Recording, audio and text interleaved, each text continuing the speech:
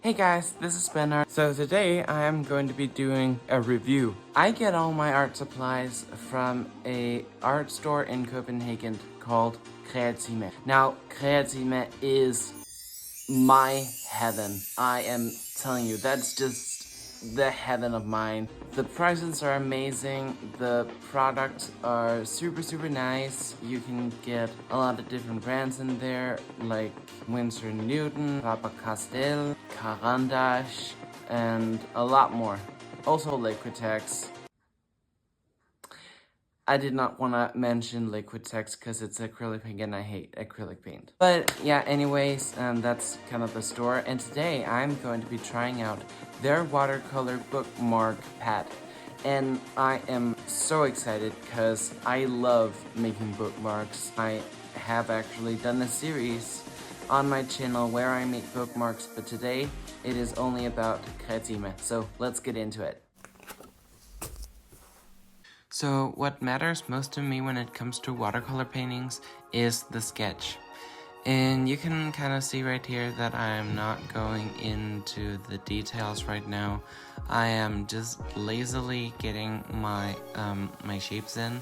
And I feel like that is a good trick when you're starting a new watercolor piece. You don't want to mess it up, so draw it first with simple shapes and then it can be detailed. Now, the feeling of this watercolor pad as I sketch is really nice. It's like you can't feel the bumps of the cold pressed texture, but at the same time you can like feel the texture of the paper and the way that it feels nice and watercolorish. And what I'm drawing is cheetah eyes, and you can see on this video clip that I am getting like my shapes in, and then I move on to the paint.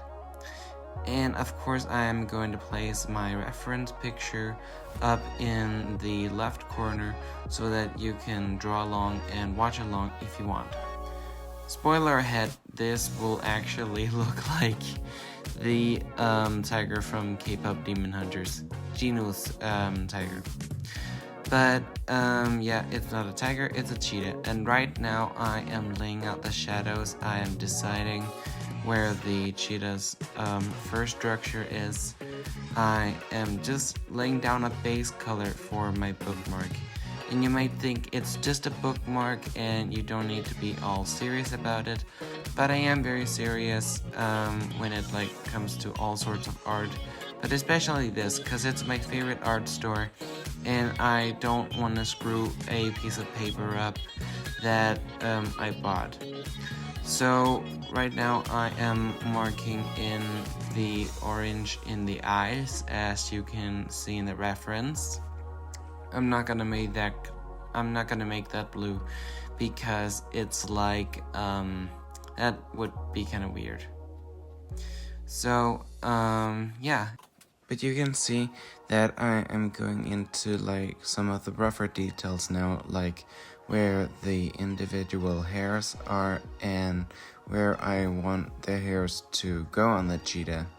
And I'm also following the reference, so yeah, it's kind of mixed styles. And then to make this like a furry texture with my watercolors, I just put some water on my brush and then dry it off with a paper towel, and then I can make this. I also threw gouache at this paint paper because I think it's important for watercolor pads to like take gouache in a nice way, and this handled it amazingly. And I also used like a combination of gouache and watercolor for like that. And yeah, that is the end of my review. The paper was fantastic. It can handle both gouache and watercolor.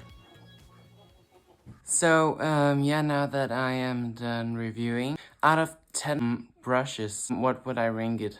It's a 10 out of 10 brushes. The paper is amazing. It was a nice painting experience. Price is top notch. So I recommend everyone watching this video to go into Kreatima in Copenhagen to get this. Peace out, Ben Gang.